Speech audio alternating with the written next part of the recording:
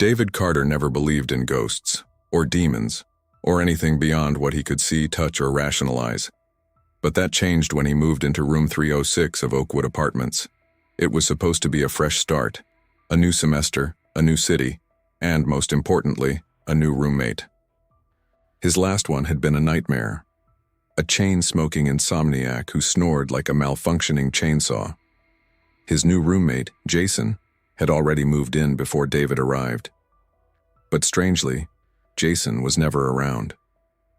The room had been lived in, bed, made neatly, desk set up with textbooks and a laptop, but David never actually saw him. At first, it was fine. In fact, it was perfect. He had the whole place to himself and he could study in peace. But then little things started happening. A chair would be slightly out of place, a closet door left half open when he was sure he had closed it, a damp towel hanging on the rack when he hadn't used the shower, and then came the whispering. Low, faint, just at the edge of hearing. Some nights David would wake up with the strangest sensation that someone was standing over him. But every time he turned on the light, the room was empty, or at least, it looked empty. One evening, after a long day of classes, David sat at his desk, flipping through his notes when he noticed something strange on Jason's desk. A yellow, sticky note stuck to the edge of the monitor. "Have you seen me yet?" David frowned. That was weird.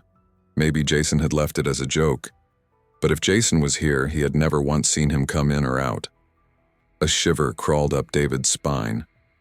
That night, he left the desk lamp on when he went to sleep, but it didn't help.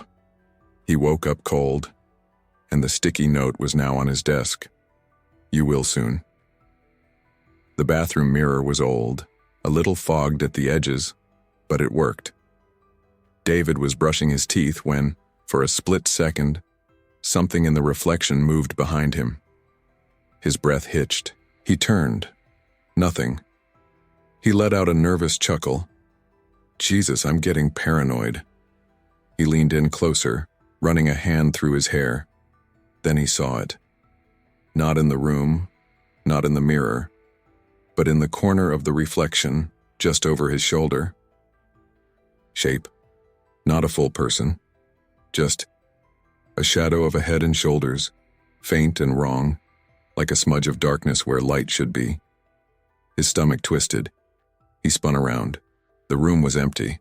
When he looked back at the mirror, the shadow was gone. David stopped sleeping well. He started keeping the TV on just for noise, but nothing drowned out the breathing. Soft, slow, almost in sync with his own. It was worst at night, when everything was silent. Lying in bed, he could hear it just on the edge of perception, like someone else was in the room. One night, he finally snapped. "Jason?" he called out into the darkness. "If you're here, say something." Silence. A heavy silence.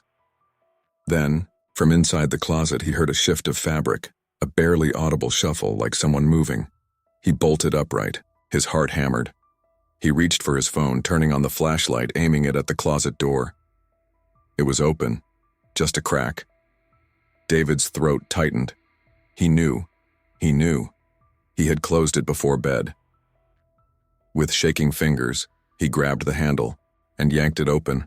Nothing inside, just his clothes, his shoes, and a single yellow sticky note stuck to the inside of the door.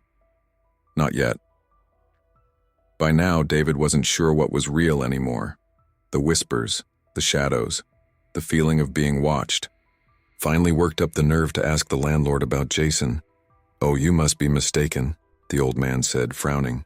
"Nobody's rented that room but you." David felt the blood drain from his face. "What? No. My roommate, Jason, he moved in before I got there." The landlord shook his head. "Kid, I've owned this place 20 years. That room's been empty since the last tenant died." David's chest tightened. He could barely force the words out. "What happened to them?" The old man sighed, rubbing a hand over his stubbled chin. "Strangest thing. Kid just disappeared. Left everything behind: laptop, textbooks, clothes. Like he was planning to come back, but he never did. The world blurred around David, his knees felt weak. The landlord eyed him. "You all right, son?" David forced a stiff nod. "Yeah, I gotta go." David decided that night he was leaving. He stuffed his belongings into bags, heart racing. But when he turned, Jason was standing in the doorway. David couldn't move, couldn't breathe. Jason looked wrong. His face was just a little too blurred, like a bad photograph. His lips moved, but no sound came out. Then slowly, Jason smiled, and David finally understood. Jason had never been his roommate. Jason had never left. Jason had been waiting. The last thing David saw was Jason taking a step forward, and then darkness. 2 weeks later, a new student moved into room 306. He was told he'd be getting a roommate, but strangely he never saw him.